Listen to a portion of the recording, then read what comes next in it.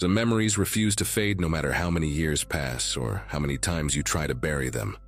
Mine is from a Wednesday night in March of 2008, when I was 9 years old and still believed that locked doors could keep out anything dangerous. We lived in a 2-bedroom apartment on the 4th floor of a brick building in Newark, New Jersey, one of those places where the hallways always smelled like other people's cooking and the elevator broke down at least twice a month. My dad worked at a distribution warehouse during the day, loading trucks and managing inventory, while my mom stayed home with me and my baby brother Mateo, who had just turned 8 months old and was in that phase where he drooled on absolutely everything. Our apartment was small, but my mom made it feel warm. With yellow curtains she had sewn herself and family photos covering every inch of wall space in the living room. I shared a room with Mateo at first, but a few months before that night my parents had converted the tiny storage closet at the end of the hallway into a bedroom just for me. It barely fit a twin mattress and a small dresser, but I loved it because it had a door that locked from the inside, a detail that would end up saving my life. My dad had been acting different in the weeks leading up to that night, though at 9 years old I did not have the words to describe what I was sensing. He came home later than usual, sometimes not until after I was already in bed, and I would hear him and my mom talking in hushed, urgent voices in the kitchen. Their conversations had a sharpness to them that made my stomach tight, even when I could not make out the actual words through my bedroom wall. Sometimes he would get phone calls on his cell and walk out onto the balcony to take them, pacing back and forth with his hand pressed against his forehead, like he was trying to hold something inside his skull. I asked my mom once if everything was okay, and she smiled that smile parents use when they are lying to protect you and said everything was fine, that Poppy was just tired from working extra shifts. I wanted to believe her. That Wednesday had been a normal day. School, homework at the kitchen table while my mom made rice and beans, playing peekaboo with Mateo until he laughed so hard he got the hiccups. My dad came home around 7, kissed my forehead, and barely touched his dinner. He kept checking his phone, kept glancing toward the front door like he was expecting someone. I went to bed at 9 like always and locked my little door out of habit. I woke up to the sound of our front door being kicked in. It was not like in the movies, where there is a dramatic crash and then silence. It was loud and fast and followed by shouting, deep male voices yelling things I could not understand at first, words blurring together into something that sounded like violence itself. My heart started pounding so hard I could feel it in my throat, in my ears, behind my eyes. I sat up in my little bed, pressing my back against the wall, and tried to make sense of what was happening on the other side of my locked door. I heard my mom scream, a sound I had never heard her make before, raw and terrified in a way that made her sound like a completely different person. Then my dad's voice, higher than normal, saying something like, "I told you I needed more time," over and over again. More yelling, something heavy hitting the floor. And then Mateo started crying from his crib in my parents' room, that piercing wail that babies make when they are truly frightened, and nobody went to comfort him. Nobody could. I pressed my ear against my bedroom door, trying to understand what was happening without making any noise. Through the thin wood, I could hear at least 3 different voices, maybe 4, and they were not speaking English.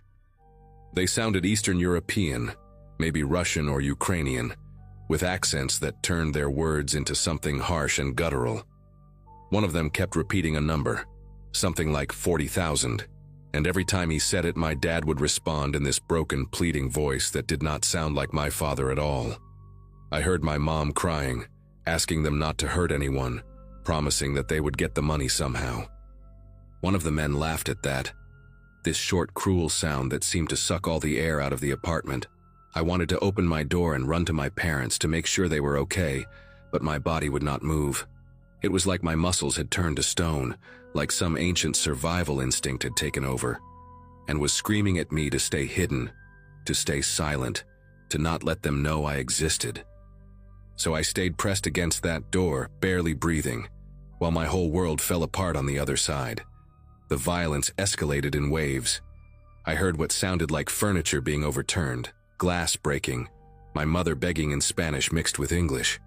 One of the men shouted at her to shut up, and then there was a sharp sound, like a slap, maybe something worse, followed by a thud and more crying.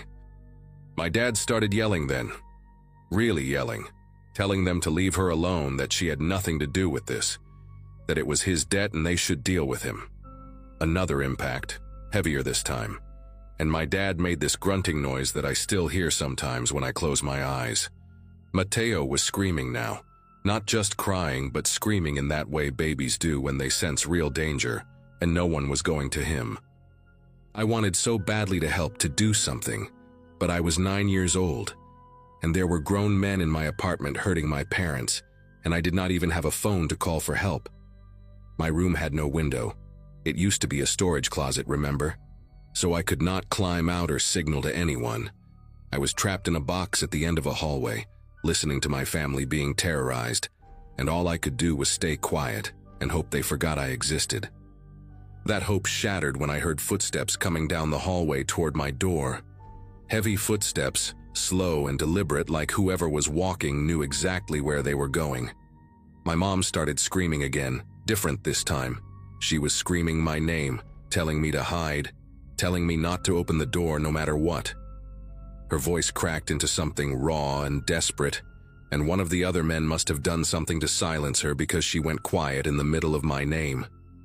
The footsteps stopped right outside my room. I could see the shadow of feet blocking the thin line of light at the bottom of the door. There was a pause, maybe 2 seconds, maybe an eternity, and then the doorknob rattled. Someone was trying to get in. The lock held, that cheap little brass lock that came with the door when my parents converted the closet, and I remember thinking it was never meant to keep anyone out. It was just meant to give a 9-year-old girl some privacy. Now it was the only thing between me and whoever was on the other side. The man on the other side of the door started talking, and his voice was different from the others.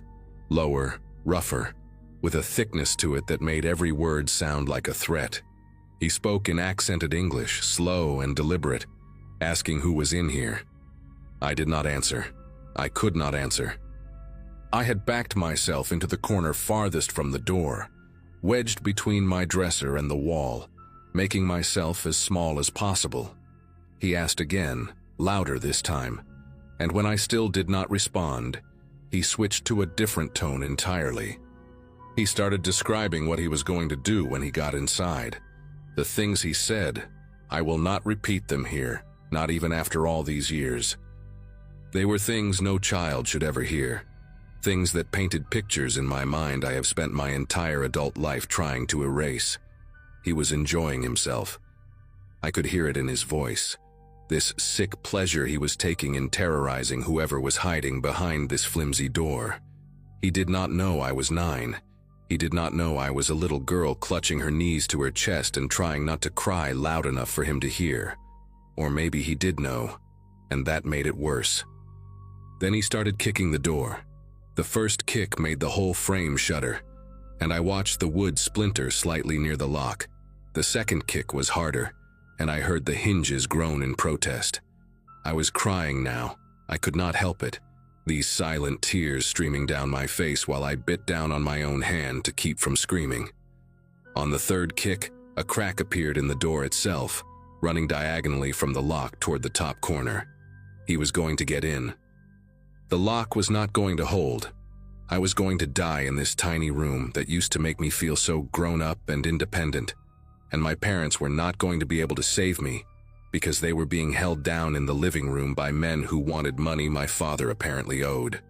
I thought about Mateo, still crying somewhere in the apartment, and I wondered if anyone would be left to take care of him. I thought about my mom's yellow curtains and the gold star sticker my teacher had given me that week, and how none of it mattered anymore. The man kicked again, and this time the crack widened. I could see a sliver of the hallway light through the damaged wood. And then another voice cut through the chaos, sharp, commanding, furious. Someone was yelling at the man trying to break down my door, yelling in that same foreign language but with an authority that made everything stop. The kicking stopped. The man outside my door said something back, defensive and angry, but the other voice overrode him immediately.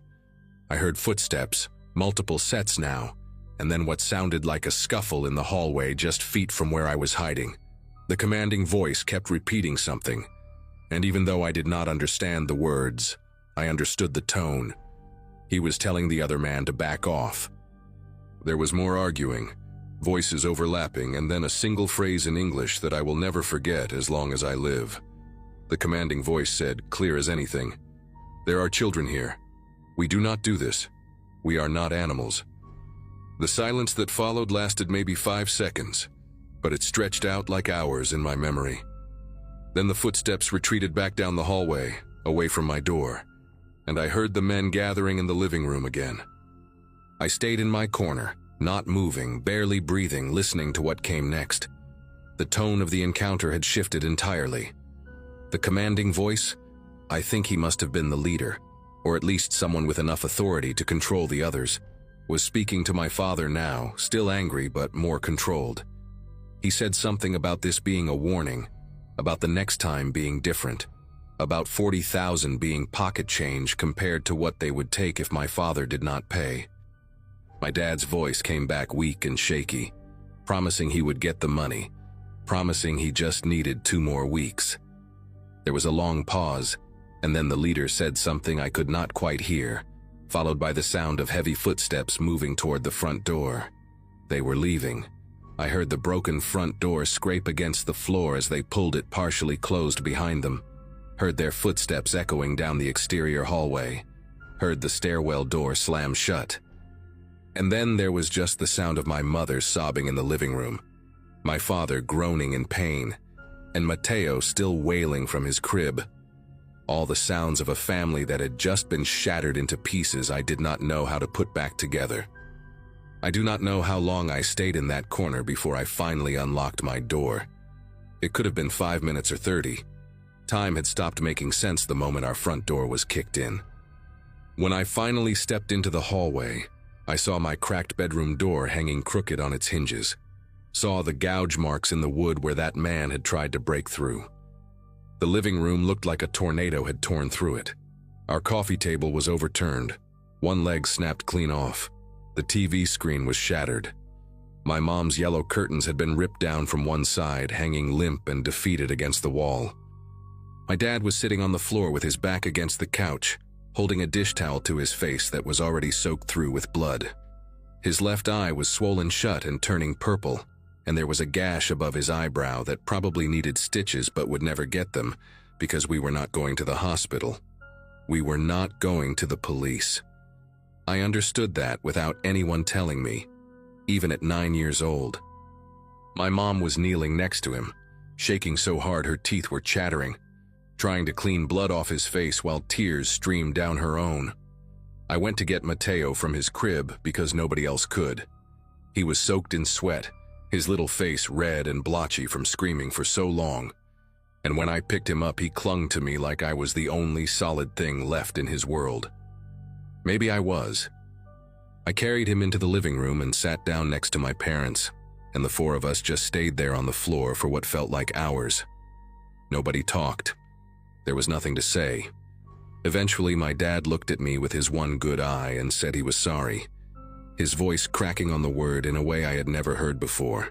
He said he had made a mistake, that he had gotten involved in something he should not have, that he was going to fix it, and this would never happen again. I wanted to ask what kind of something, wanted to demand answers that made sense of how strangers could kick down our door and hurt my family over money. But I looked at his broken face and my mother's trembling hands and my baby brother's tear-streaked cheeks, and I realized that answers would not change anything. The damage was already done. We moved out of that apartment 2 weeks later, left everything we could not fit in our car, and drove to my aunt's place in Pennsylvania without looking back.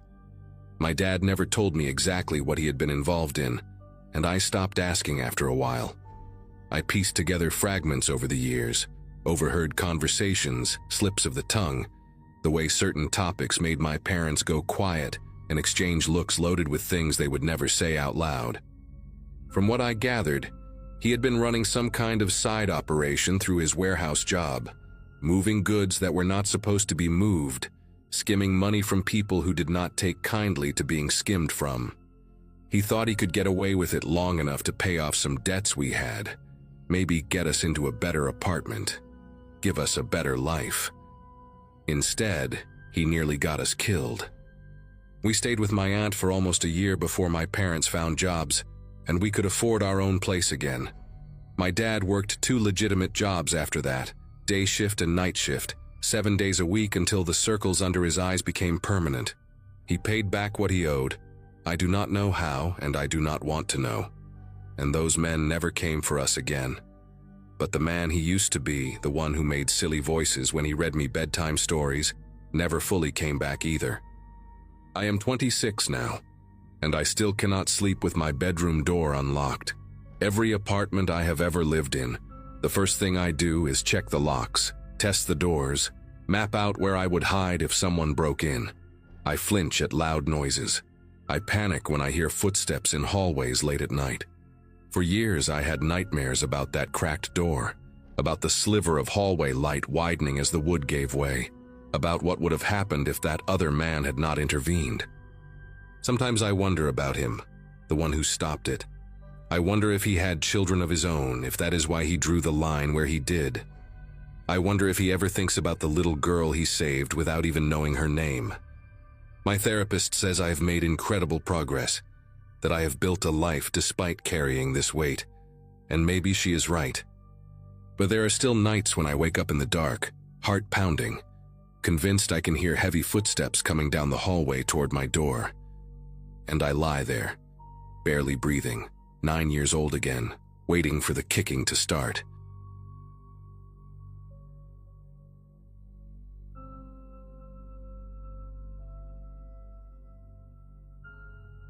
My cousin graduated high school the same year I started 2nd grade, which should give you an idea of how small I was compared to the older kids in our neighborhood.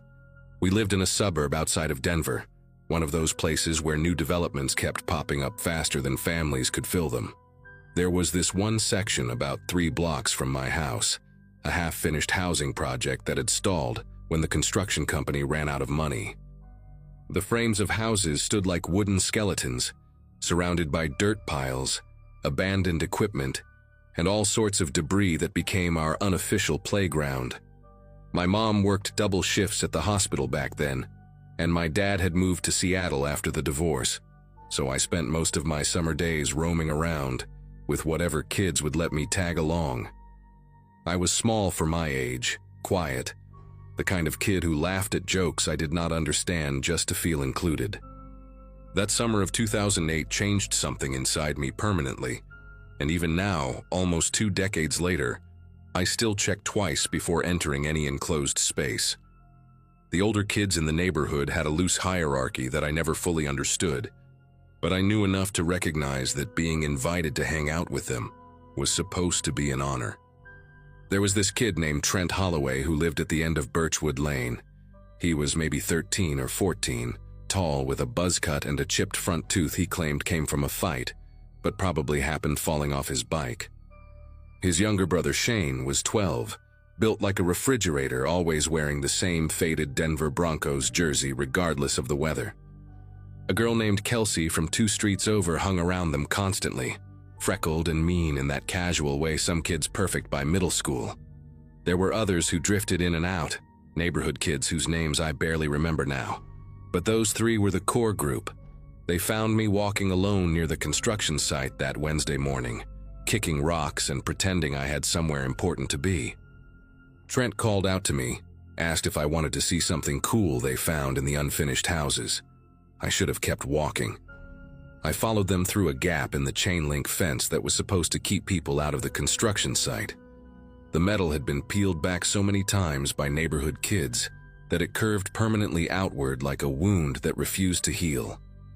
We walked past stacks of warped plywood, rusted rebar poking out of concrete slabs, and a bulldozer that had not moved in so long that weeds had started growing through its treads. The July sun was brutal that day, the kind of heat that made the air shimmer above the dirt and turned every metal surface into a branding iron. Trent led the way with Shane right behind him, and Kelsey walked next to me, close enough that her elbow kept bumping mine. She asked me questions about school, about my mom, about whether I'd ever kissed a girl. I answered everything, desperate to seem cool, not realizing she was gathering ammunition. The deeper we walked into the site, the more isolated I felt. The sounds of cars and lawnmowers faded until all I could hear was our footsteps crunching on gravel and the occasional creak of unstable wood settling in the heat. They brought me to what was supposed to be the basement of one of the unfinished houses. The walls were poured concrete, gray and cold despite the summer heat, and the floor was just packed dirt with puddles of stagnant water in the corners. Construction materials were scattered everywhere: pipes, wooden beams, bags of hardite cement that had absorbed moisture and turned solid. But the thing that caught my attention was this massive barrel sitting against the far wall. It was industrial-sized, the kind you see on the back of trucks carrying chemicals or industrial waste, maybe 4 feet tall and wide enough that I could have fit inside with room to spare. The plastic was dark blue, faded and scratched, with a lid that had been removed and set aside. Trent walked over to it and slapped the side, and the hollow boom echoed off the concrete walls. He turned to me with this grin that showed his chipped tooth and asked if I wanted to see what was inside. Shane and Kelsey were already moving to position themselves between me and the only way out, a wooden ramp that led up to ground level. I did not notice that at the time. I was too focused on trying to impress them, too eager to prove I was not scared of anything. Trent told me the barrel was a time machine. He said it with a straight face, like he was letting me in on a secret the other kids in the neighborhood did not know about.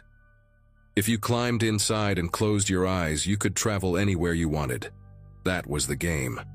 Shane nodded along, adding that he had done it twice already and gone back to see dinosaurs. Kelsey said she had visited the future and seen flying cars. Even at 7 years old, I knew they were lying. I knew this was some kind of trick. But the way they were all looking at me, waiting, expectant, made my legs move toward that barrel anyway. I told myself I would just look inside, just peek over the edge to see what was in there. The inside was dark, stained with something brown that could have been rust or dirt or something worse. It smelled like old rainwater and chemicals. Trent put his hand on my shoulder, friendly, encouraging, and asked if I was brave enough to try it. His grip was tighter than it needed to be. I said sure I would try it. I still remember the exact moment I decided to climb in, the way my sneakers squeaked against the plastic rim, the way the barrel wobbled slightly under my weight. I thought I was being brave. I thought this was what it took to finally belong. The second I was fully inside, everything changed. The barrel was deep enough that when I crouched down, my head was below the rim. The plastic walls curved around me, slick and cold against my arms. I heard Trent say something to the others, and then there was a scraping sound, the lid. They were putting the lid back on. I shot up immediately, tried to push against it, but Shane was already pressing down with both hands. The lid was not designed to lock, but it fit snugly into a groove at the top of the barrel. And with someone holding it in place, there was no way I could push it off from inside. I started yelling, asking them to stop, telling them this was not funny. Through the thin plastic, I could hear them laughing. Kelsey made her voice high and mocking, imitating my panic, and the other two laughed even harder. I pounded on the walls with my fists, kicked at the bottom, screamed until my throat burned. The air inside was already getting thick, hot, hard to breathe. Every exhale bounced back at me from the curved walls, warm and damp against my face. I begged them to let me out. I used the word please over and over, something I had been taught meant people had to listen. They did not listen. They just kept laughing, their voices distorted through the plastic like sounds from another world. Time stopped making sense inside that barrel. It could have been 5 minutes or an hour, I had no way of knowing. The heat was unbearable, sweat pouring down my face and stinging my eyes, my shirt soaked through and sticking to my skin. I tried to calm down, tried to breathe slowly like my mom had taught me when I had nightmares, but every breath felt like it was not enough. The walls seemed to press closer with each passing second, even though I knew that was impossible. I could hear them talking outside, their voices casual now, bored even. Shane asked Trent how long they should keep me in there. Trent said until I stopped crying, then maybe a little longer to teach me a lesson. Kelsey suggested they go get sodas from her house and come back later. The idea that they might leave me there, alone in the dark, made something inside me snap. I started screaming again, not words anymore, just raw sound tearing out of my throat. I clawed at the lid, at the walls, felt my fingernails bend backward against the hard plastic. One of them broke, and I felt the sharp sting of blood on my fingertip. But I did not stop. I could not stop. Every instinct in my body was telling me I was going to die in that barrel, suffocated and forgotten in the basement of a house that would never be finished. Then I heard a different sound, a deep, low groan that did not come from any of the kids. The barrel shifted beneath me, tilting slightly to one side. I heard Kelsey say something, her voice suddenly uncertain, and Shane asked what that noise was. The groan came again, louder this time, followed by a cracking sound that seemed to come from everywhere at once.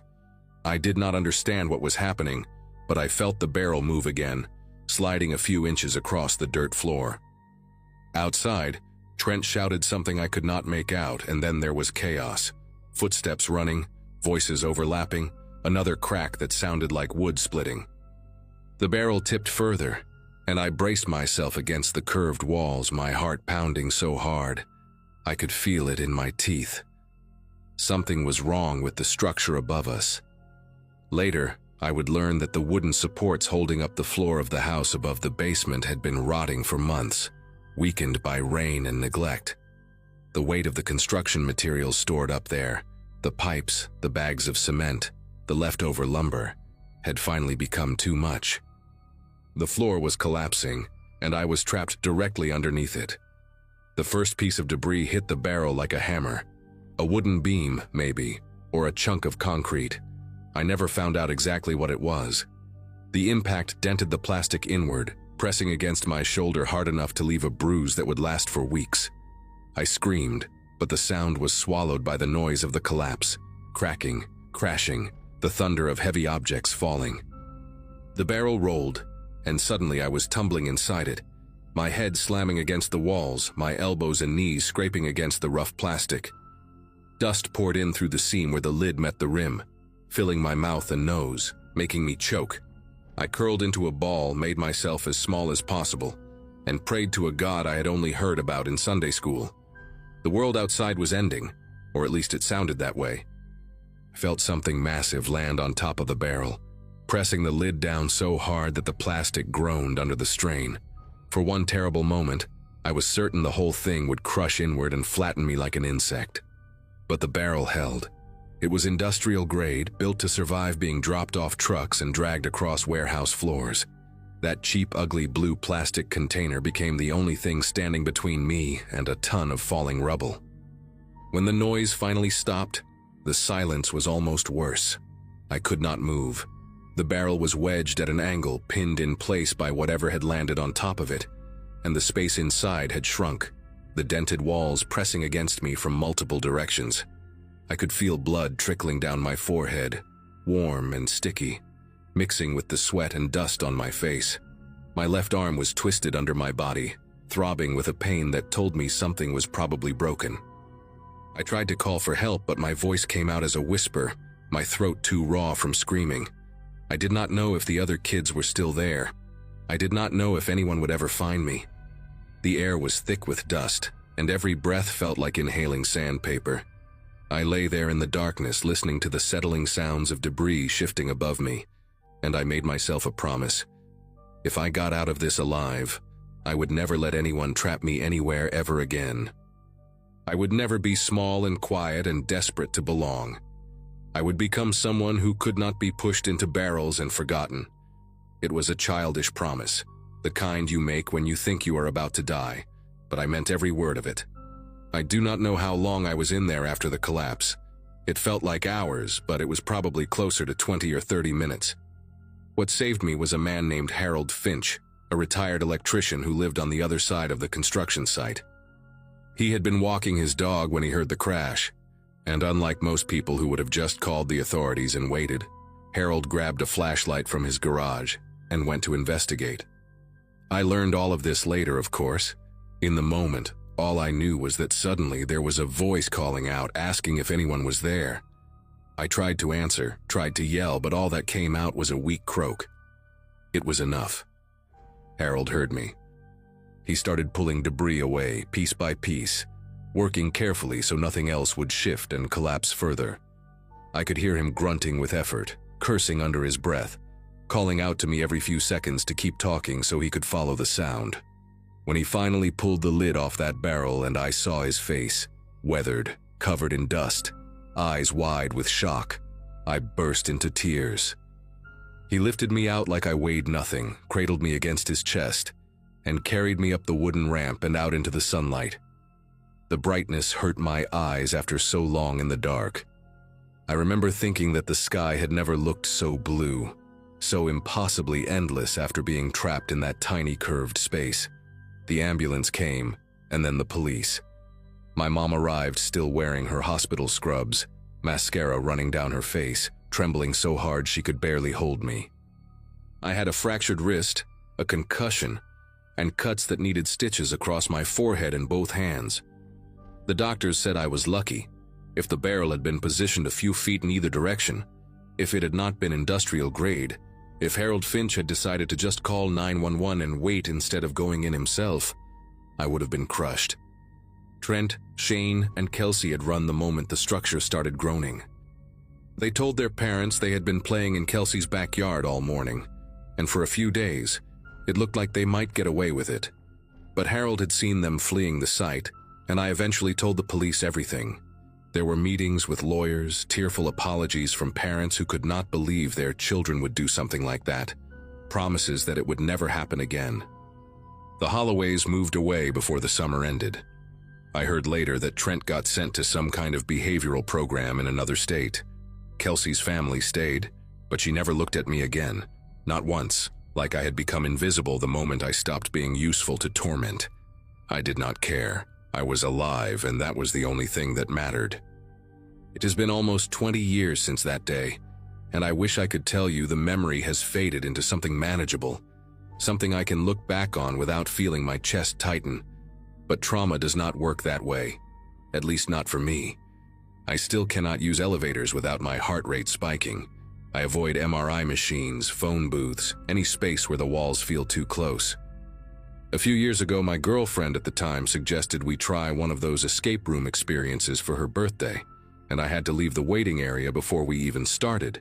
Just seeing the small rooms on the promotional photos was enough to make me dizzy. I have done therapy, tried different medications, learned breathing techniques that sometimes help and sometimes do not. The claustrophobia is manageable now most days, but it never fully goes away. It lives in my body like a second heartbeat, quiet until something triggers it, and then suddenly I am 7 years old again, curled up in the dark, listening to other children laugh while I beg to be let out. The worst part is not the fear itself, it is knowing exactly where it came from, knowing that it was planted in me deliberately by kids who thought my terror was entertainment. I looked up Trent Holloway a few years ago, just out of curiosity. He is an insurance adjuster now, living somewhere in Texas, married with 2 kids based on his social media. He looks normal, happy even, like a man who has never done anything worth regretting. I do not know if he ever thinks about that day, about the boy he shoved into a barrel and left to die. Probably not.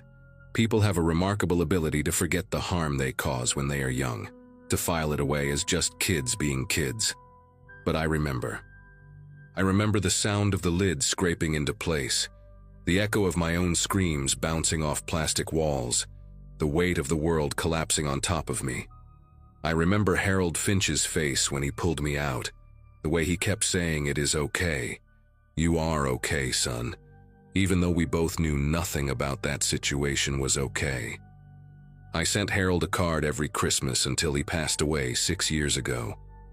His family invited me to the funeral, and I stood in the back and cried for a man who had no obligation to save me, but did it anyway. That is the thing about people. Some of them will lock you in barrels and laugh, and some of them will dig through rubble with their bare hands to pull you out. I got to meet both kinds before I turned 8 years old. I try to be the second kind now, every single day. It is the only thing that makes the memory bearable.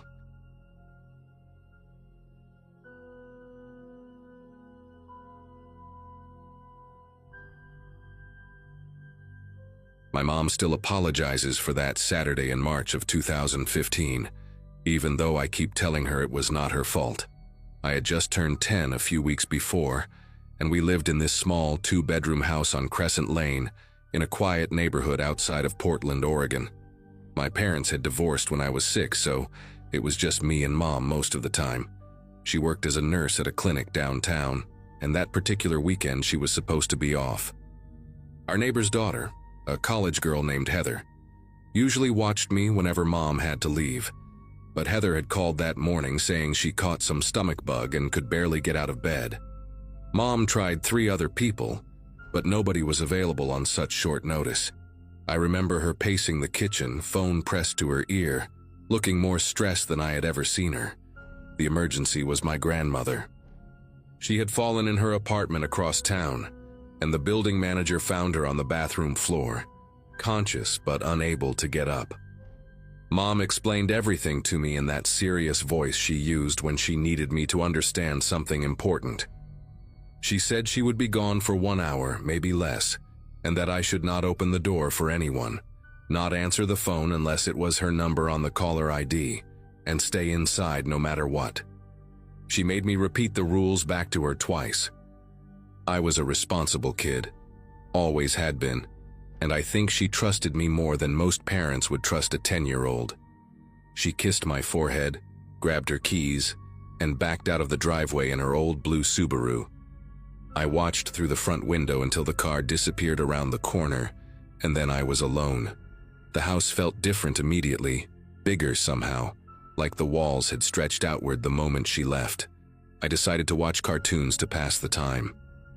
I grabbed the remote, curled up on the couch with my favorite blanket, the green one with little white stars that my dad had given me before he moved to Seattle, and flipped to a channel playing old Scooby-Doo episodes. The clock on the wall read 11:42. Mom said she would be back by 12:30 at the latest.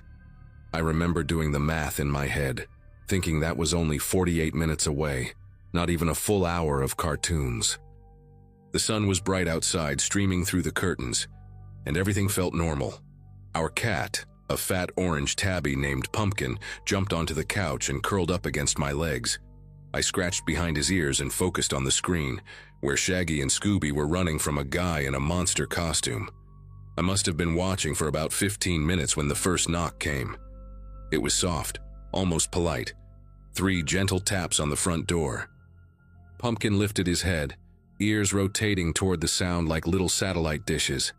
I muted the television and sat very still. Mom had been clear about not opening the door, but she had not said anything about not looking. I slid off the couch and crept toward the front window, staying low the way I had seen people do in movies. The curtains had a small gap where they did not quite meet in the middle, and I pressed my eye to that gap, trying to see the porch. There was a man standing there. He was tall, maybe in his 40s, wearing a dark green jacket and jeans. He had a clipboard in one hand and a baseball cap pulled low on his forehead, the kind of cap with no logo, just plain gray fabric. He did not look scary exactly, but something about the way he stood bothered me. He was too still, like he was listening rather than waiting. He knocked again, harder this time. 4 sharp raps that made the door rattle in its frame. I pulled back from the window and pressed my back against the wall, heart beating fast in my chest. Pumpkin had jumped off the couch and was standing in the hallway, tail puffed up to twice its normal size, staring at the door. Then the man spoke. His voice was calm, friendly even, the kind of voice a teacher might use when explaining something to a student. He said he was from the electric company, that there had been some reports of power surges in the neighborhood, and he needed to check our meter. He said it would only take a minute. I stayed frozen against the wall, barely breathing, remembering what Mom had told me. Do not open the door for anyone. The man waited a few seconds, then knocked again, louder now. the friendly tone slipping from his voice like a mask falling off. He said he knew someone was home because he could see the television light flickering through the window. He said he really needed to check that meter, that it was important, that there could be a fire hazard if he did not inspect it today. His voice had an edge to it now, something sharp underneath the polite words.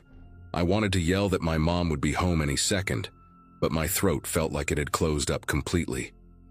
The knocking became pounding, 5 or 6 heavy blows that shook the whole door, and then suddenly it stopped. Complete silence. I counted to 30 in my head, then to 60, waiting for something else to happen. I thought maybe he had given up and left.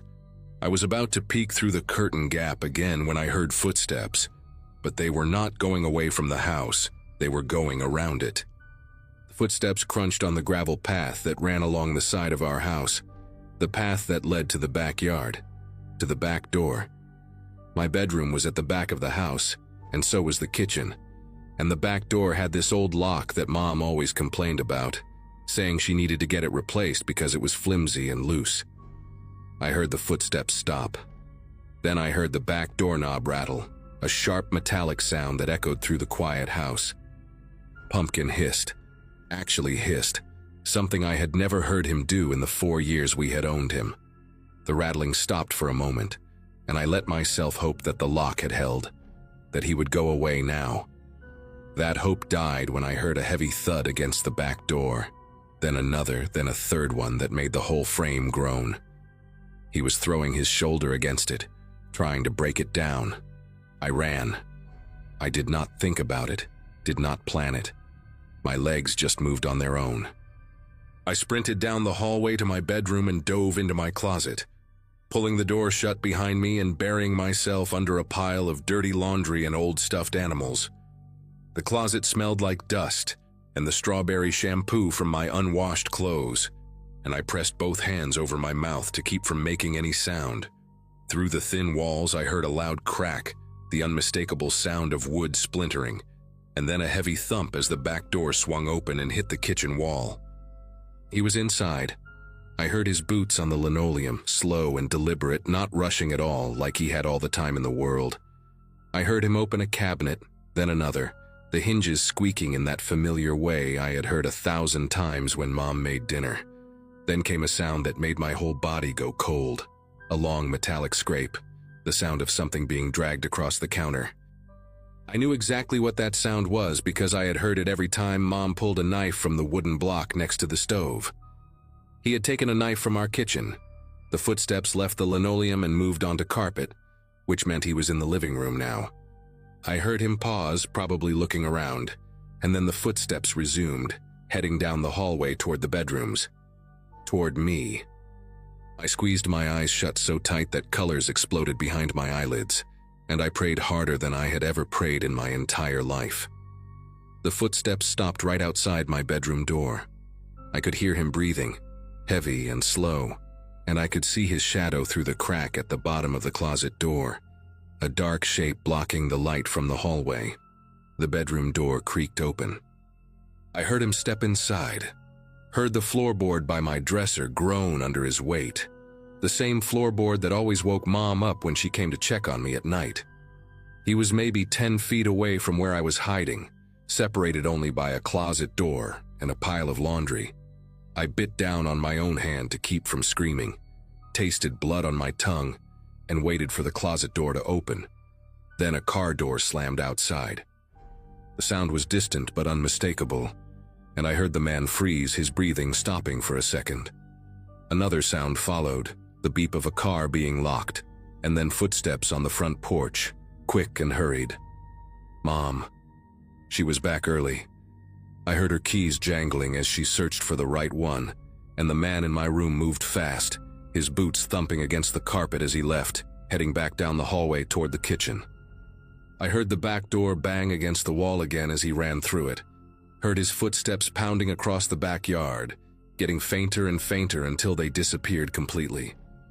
The front door opened and Mom called my name, her voice normal at first, almost cheerful, saying that Grandma was okay and it was just a minor bruise. Then her voice changed.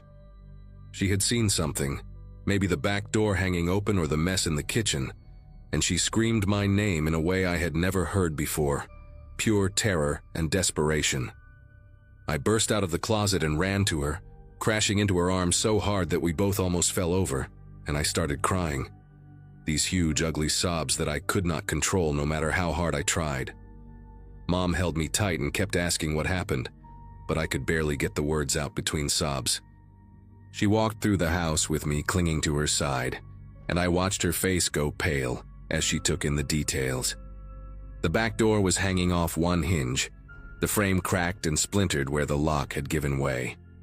There were muddy footprints on the kitchen floor, large boot prints that tracked across the linoleum and onto the living room carpet, making a path through our home like a violation written in dirt.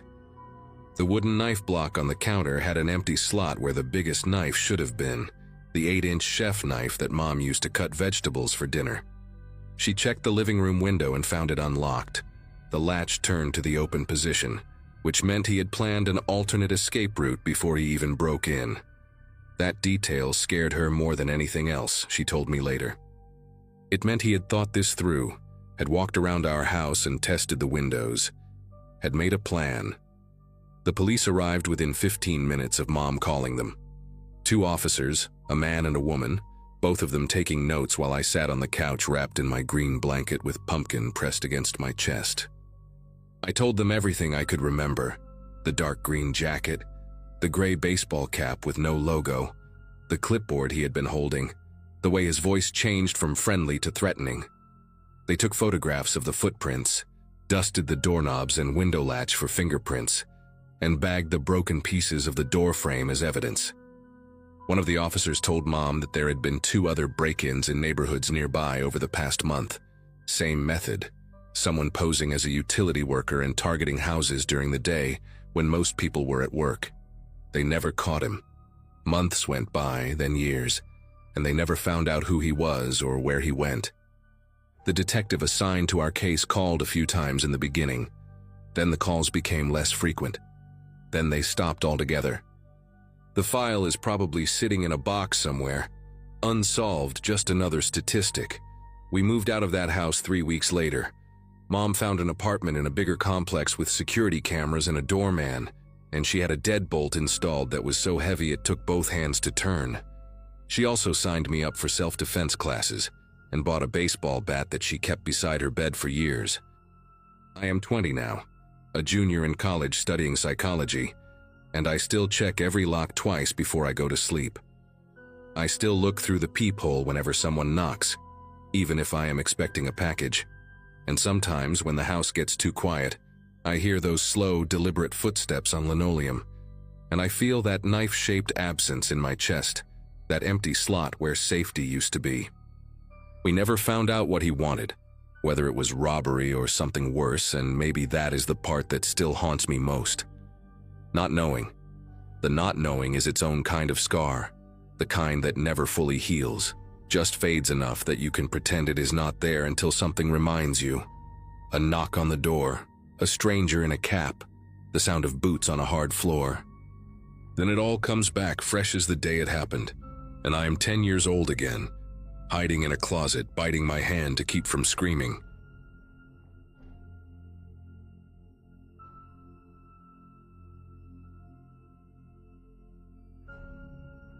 Lily had just turned 6 the week before, and she had been begging me for days to take her to see the new dolls at Brennan's, this big department store, about 20 minutes from our apartment in Wilmington. It was a Saturday afternoon in April 2017, one of those bright spring days where the sun made everything feel safe and normal. I had just wrapped up a long week managing inventory at a warehouse distribution center, the kind of job where you spend most of your time staring at spreadsheets and wondering how you ended up there after college. My husband was out of town visiting his mother in Virginia, so it was just me and Lily for the weekend. She was wearing her favorite purple jacket, the one with the little butterfly patches she had picked out herself, and her hair was in 2 messy pigtails because I never could get them as neat as my mom used to do mine. We walked into that store holding hands, and I remember thinking how much I loved these small moments with her, just the 2 of us on a simple Saturday errand. Brennan's was crowded that day. packed with families doing their weekend shopping, and the toy section sat in the back corner of the second floor. We took the escalator up, Lily bouncing with excitement the whole ride, her little fingers gripping the rubber handrail. The store had this particular layout, where the toy aisles formed a maze of bright colors and cardboard displays, and the doll section was right next to a wall of stuffed animals that stretched from floor to ceiling.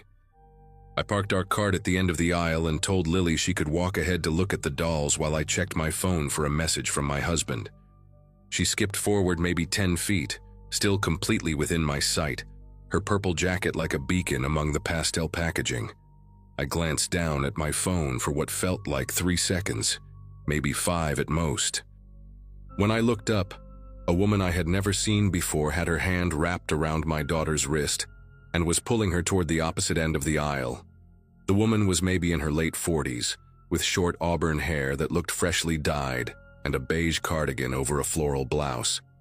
She looked like someone's aunt, like someone you might see at a PTA meeting or a church potluck. That was the thing that made everything feel so surreal in those first seconds. She did not look threatening at all. She was leaning down toward Lily with this calm, patient expression, the kind of face adults make when they are trying to reason with a fussy child. Lily was pulling back, her little sneakers squeaking against the linoleum, and I could see the confusion on her face turning into fear. I dropped my phone. I think it hit the floor, but I did not hear it, and I started moving toward them. Everything felt like it was happening underwater, too slow and too fast at the same time, and I remember my legs felt like they belonged to someone else. The woman saw me coming, and her expression did not change at all, which was somehow worse than if she had looked panicked or guilty.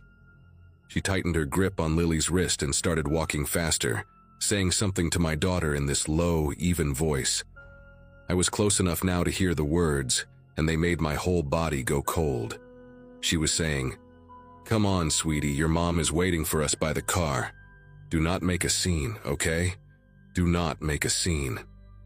Lily looked back at me with these wide, terrified eyes, and she opened her mouth and screamed the word "mommy" so loud that people 3 aisles over must have heard it. The woman flinched but did not let go, and I closed the distance between us in what felt like 2 steps, grabbing Lily's other arm and yanking her toward me with every ounce of strength I had. For a moment we were locked in this horrible tug of war, my daughter between us like a rag doll, and I remember screaming something at the woman, but I have no idea what words came out of my mouth. It was pure animal instinct, nothing coherent, just raw noise and fury. The woman finally let go so suddenly that Lily and I stumbled backward into a display of board games that crashed to the floor around us. I pulled Lily into my chest and wrapped both arms around her, feeling her small body shaking against mine, her face pressed into my neck. The woman stood there for maybe 2 seconds, staring at us with this blank expression that I still see sometimes when I close my eyes at night.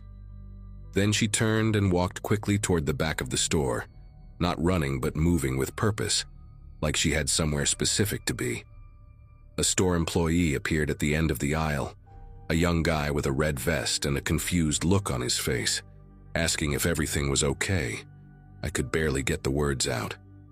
I kept pointing toward where the woman had gone, trying to explain that she had just tried to take my daughter, but my voice was coming out in these broken gasps that did not sound like language. Lily was crying into my shoulder, repeating, she grabbed me," over and over, and other shoppers were starting to gather around us with their phones out. The employee radioed for security, and within a minute there were 2 guards standing with us, a man and a woman, both of them asking me to describe what happened.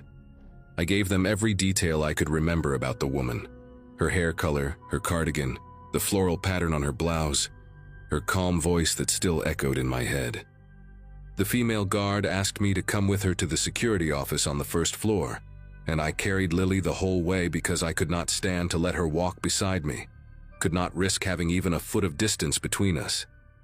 The security office was a small, windowless room behind the customer service desk, crammed with monitors showing grainy footage from cameras all over the store. The head of security was a heavy-set man named Ron with a gray mustache and kind eyes that made me feel like maybe everything was going to be okay. He sat me down in a plastic chair and handed me a bottle of water while his colleague started rewinding through the footage. Lily had stopped crying, but she would not let go of my arm, her fingers digging into my sleeve like she thought I might disappear. I watched the monitors as they scrolled backward through time, seeing myself and Lily arrive at the toy section, seeing the woman approach from somewhere off screen. Ron asked me to walk him through what happened while they searched for the moment when the woman entered the store. I told him everything, every detail I could remember, and he wrote it all down in a little notebook with handwriting so neat it looked like a font. They found her on the footage entering through the main doors about 15 minutes before she grabbed Lily. She walked in alone, browsed through the women's clothing section for a few minutes, then made her way upstairs to toys. Ron zoomed in on her face and printed a still image, her features pixelated but recognizable, that same calm expression she had worn while trying to drag my daughter away. But then he showed me something that made the room feel like it was tilting sideways. He pulled up footage from a camera near the loading dock at the back of the store, time-stamped just 2 minutes after the woman had let go of Lily's arm. There she was, walking quickly through a door marked "Employees Only," and waiting for her in the loading area were 2 men. One was tall and thin with a shaved head, wearing a dark jacket despite the warm weather. The other was shorter, stockier, with a baseball cap pulled low over his face. They were standing next to a white van with no windows in the back, the engine already running. Ron paused the footage and looked at me with an expression that confirmed everything I was already feeling. This was not some confused woman who thought Lily was her niece. This was planned, coordinated, a trap that my daughter had walked right into while I stood 10 feet away checking my phone. The woman climbed into the back of the van, and one of the men slid the door shut behind her. The van pulled out of the loading area and disappeared from the camera's view within seconds. Ron told me the police were already on their way, that they would want to see all of this footage and talk to me about what happened. I nodded, but I was not really listening anymore. I was doing the math in my head, calculating how close we had come to a completely different ending. If Lily had not screamed, if I had looked at my phone for 10 seconds instead of 5, if the woman had been just a little bit faster or a little bit stronger. The police arrived about 20 minutes later. 2 officers in uniform and a detective in plain clothes who introduced herself as Nora Castillo. She had a calm, no-nonsense way about her that reminded me of my older sister, the way she asked questions without ever making me feel like I was being interrogated. I went through the whole story again, start to finish, while she took notes on a tablet. Lily had fallen asleep on my lap by then, exhausted from crying, her thumb in her mouth like she had not done since she was 3. Detective Castillo watched the security footage twice, pausing it in different places, zooming in on the faces of the 2 men by the van. She told me that this fit a pattern they had been tracking for months. Organized groups who targeted children in public places, using women as the primary approach because they were less likely to trigger alarm. She said the phrase, "do not make a scene," was something they trained their people to say, a way of making it look like a family dispute rather than an abduction. They never caught them. Detective Castillo called me a few times over the following weeks, updating me on the investigation, but the van's plates had been stolen from a car in Delaware, and the footage was not clear enough to run through facial recognition. She told me that groups like this moved constantly, hitting different stores in different cities, never staying in one place long enough to be tracked. The woman who grabbed Lily could be anywhere by now, could be approaching another child in another toy aisle at this very moment. That thought kept me awake for months, still keeps me awake sometimes. I think about the other parents who were not as lucky as me, the ones who looked at their phones for 10 seconds instead of 5, the ones whose children did not know to scream. I think about what would have happened if that van had pulled away with my daughter inside, where she would have ended up, what they would have done to her. Those thoughts never fully go away. They just get quieter over time. Lily is 14 now, and she still will not let me out of her sight in public places. She does not remember the details of that day anymore. The memories have faded into something vague and dreamlike, but her body remembers. She gets anxious in crowds, reaches for my hand without thinking about it, always positions herself so she can see the exits. We never went back to Brennan's. It closed down a few years later anyway. But every time we pass a department store, she walks a little faster. I taught her everything Detective Castillo told me to teach her. How to scream and fight and never stop making noise. How to yell, "This is not my mom," or "I do not know this person," so bystanders understand what is happening. I check her location on my phone a dozen times a day, even though she is too old for that now. Even though she rolls her eyes every time I text to ask where she is. I know I am overprotective. I know I need to let her grow up. But I keep seeing that woman's calm face. Keep hearing those words in that steady voice. Do not make a scene. Sometimes at night, when everything is quiet and Lily is safe in her room and the house is locked up tight, I let myself feel the full weight of how close we came. And then I get up and check the locks one more time, just to be sure.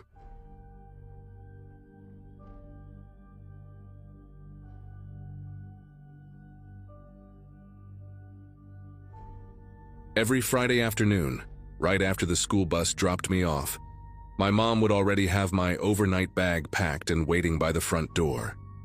She and my dad worked double shifts at the textile factory on the edge of town, and weekends meant I stayed at Uncle Vernon's place, a crooked two-story house on Granger Road in Wilmington, North Carolina. Born in 1989, I was 9 years old during the spring of 1998, when everything changed. Vernon was my dad's younger brother, a quiet man with deep-set eyes and hands that always seemed too still. He worked from home doing something with computers, though I never understood exactly what. His house smelled like pine sol and something else underneath, something metallic that I could never quite place. He kept the curtains drawn even during the day, and the only sounds were the hum of his equipment and the occasional creak of the old wooden floors. Uncle Vernon had 3 rules that he repeated every single time I walked through his door.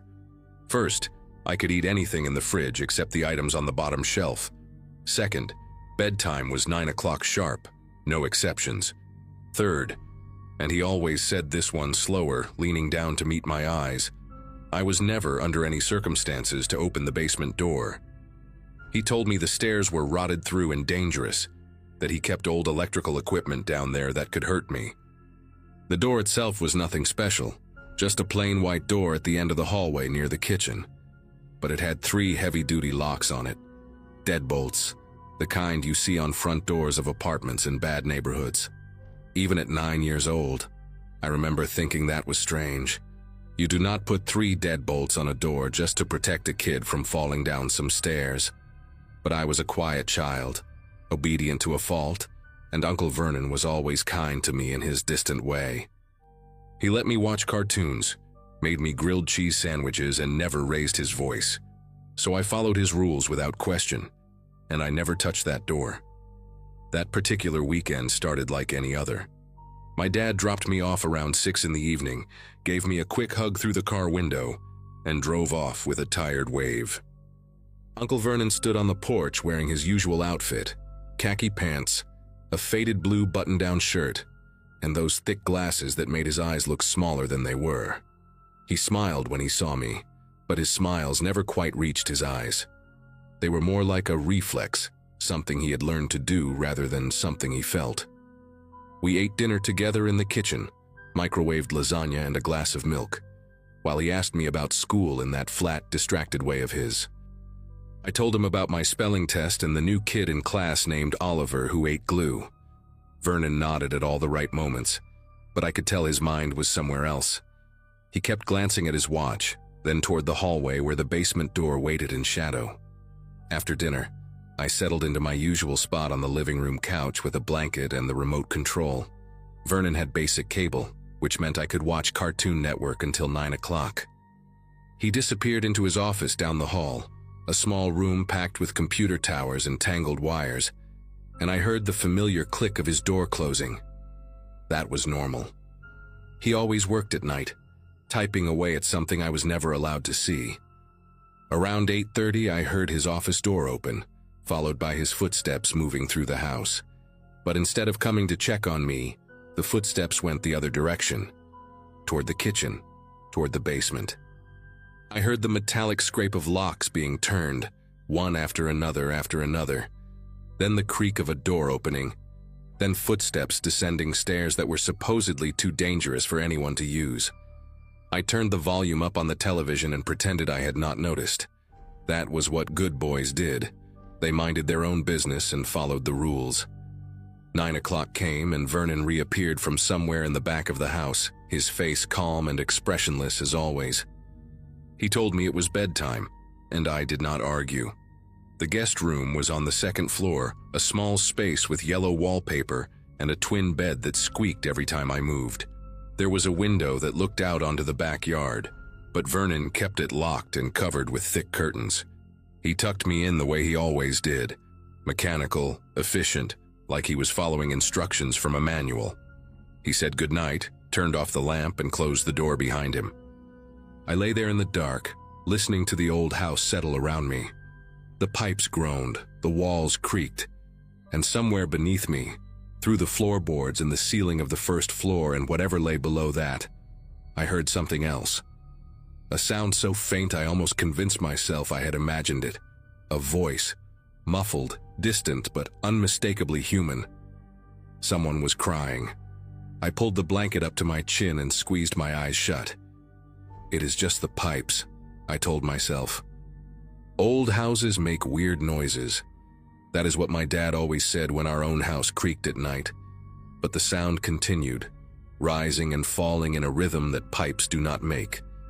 It was a person, a young person, maybe a teenager, sobbing and short, hitching breaths like they were trying to stay quiet but could not help themselves. My heart pounded against my ribs so hard I could feel it in my throat. I wanted to call out for Uncle Vernon, but something stopped me. Some instinct buried deep in my 9-year-old brain that whispered, "Do not let him know you heard."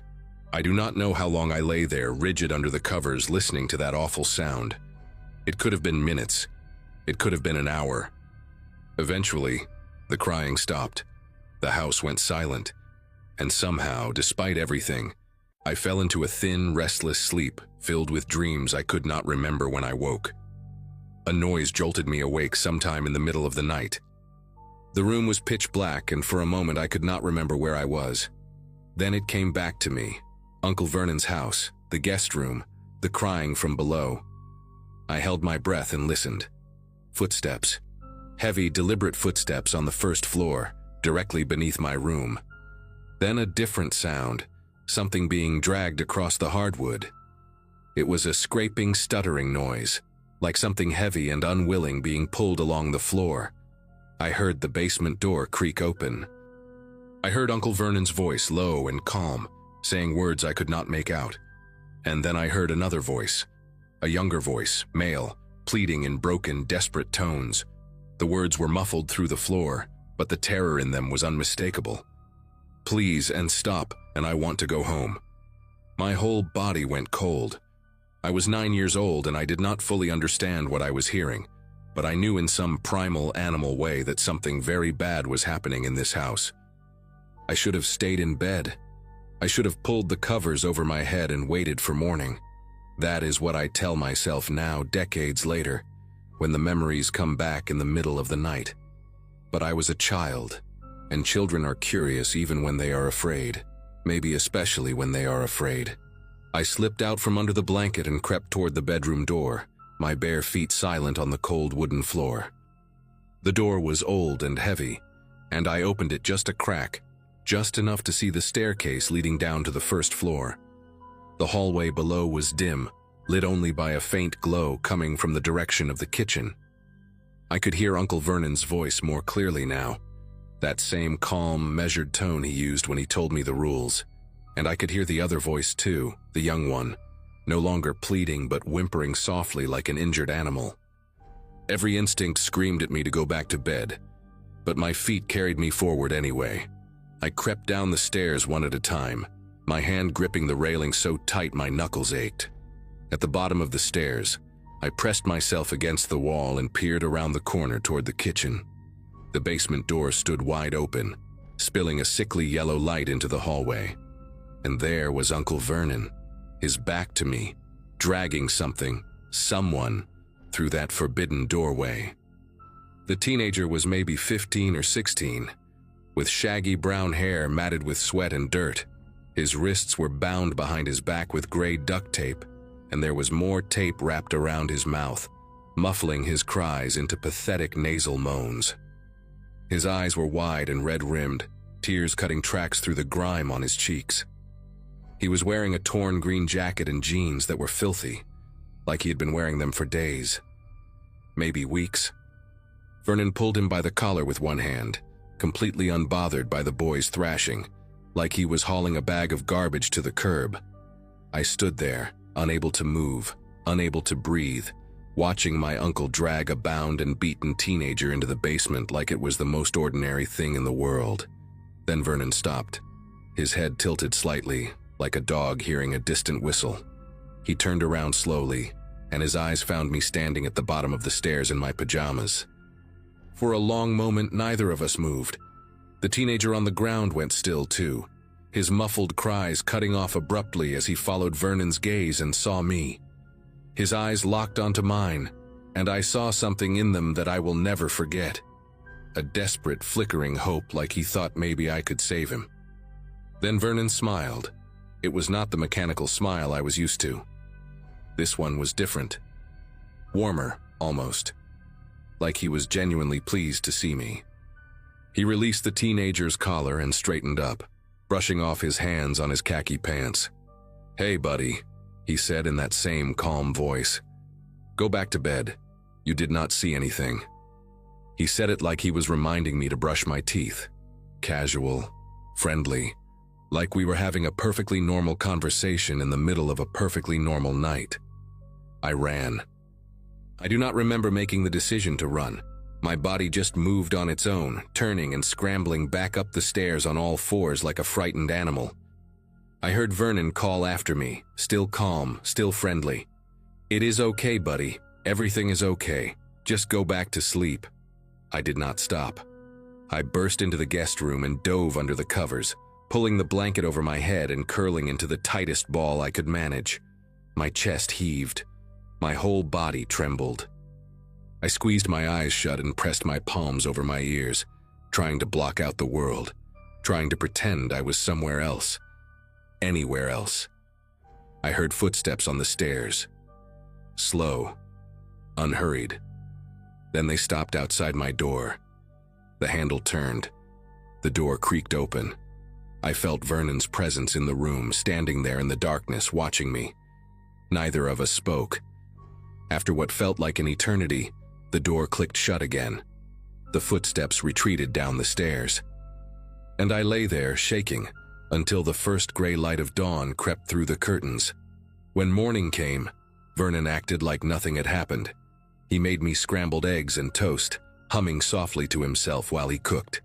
The basement door was closed and locked, all 3 deadbolts firmly in place. The hallway floor was spotless. No scuff marks, no dirt, no sign that anyone had been dragged across it just hours before. Vernon asked me if I slept well, and I nodded because I did not trust my voice. He smiled that mechanical smile and told me my dad would be picking me up around noon.